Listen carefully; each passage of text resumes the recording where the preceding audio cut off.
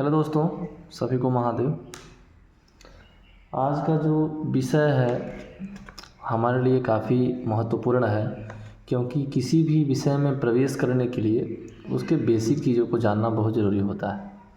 जैसे हम आम इंसान होते हैं तो हम सबके कोई ना कोई, जैसे मान लीजिए 10 लोग हैं, वहाँ पे ज़रूरी थोड़ी ना है कि 10 लोग आपस में मित्र ही हैं। ये भी हो सकता है कि 10 तो हैं पर आपस में कोई शत्रु है, कोई मित्र है, कोई किसी से कोई मतलब नहीं है। वो शत्रु भी हो सकता है और मित्र भी हो सकता है, मतलब उस समय के हिसाब से हो सकता है। ऐसा मतलब अक्सर हम देखते हैं। ठीक इसी प्रकार से हम ग्रहों में भी देखते हैं, क्योंकि जो ग्रह होते हैं उनके भी कुछ मित्र होते हैं, फिर कुछ शत्रु होते हैं, कुछ सम होते हैं। सम कहने का अभिप्राय कि मतलब ना शत्रु और ना मित्र, ना उसे हम शत्रु कह सकते हैं और ना ही मित्र कह सकते हैं।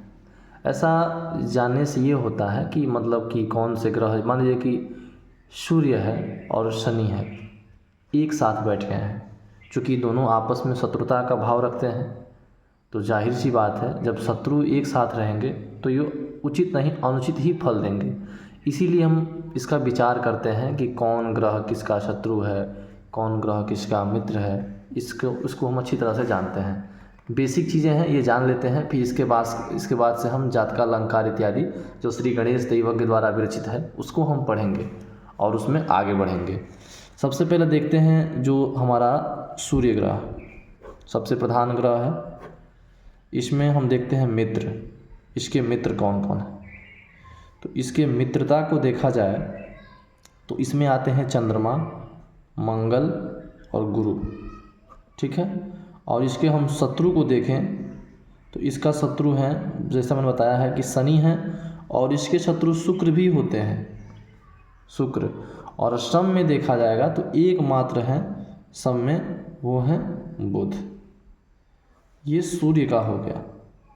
ये इसके मित्र, सूर्य के मित्र चंद्रमा मंगल गुरु, और शत्रु शनि शुक्र हो गए, और सम आपका बुध हो गए। इसी प्रकार से चंद्रमा का देखते हैं। चंद्रमा के मित्र हैं सूर्य हैं और बुध हैं, ठीक है। फिर शत्रु कौन है, तो इनके शत्रु कोई नहीं होते हैं, क्योंकि ये किसी को भी शत्रु नहीं मानते हैं।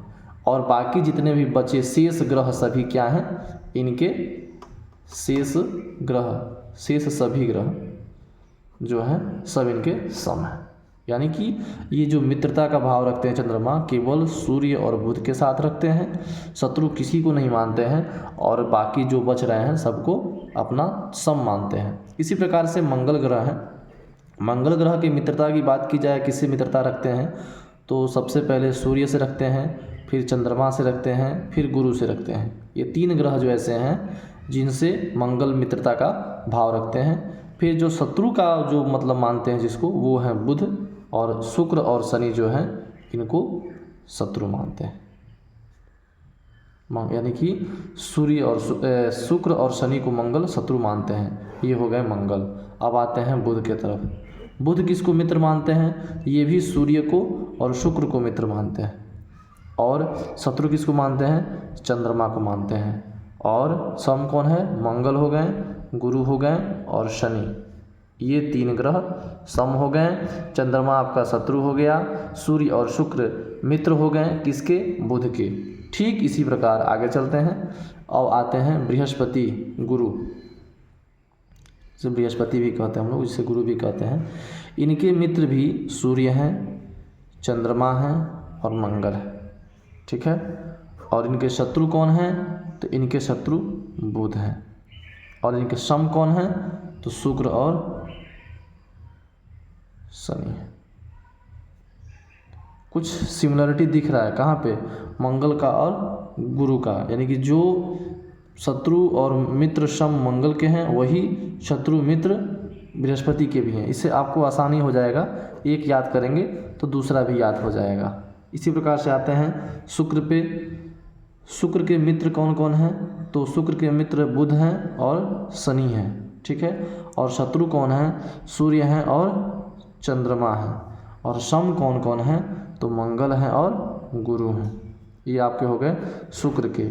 और ये आपके शुक्र के हो गए कि जैसे ये बुध का मतलब दिया है, बुध और शनि क्या हो गए इनके, ये मित्र हो गए, ठीक है। ये आपके शत्रु हो गए और ये आपके सम हो गए।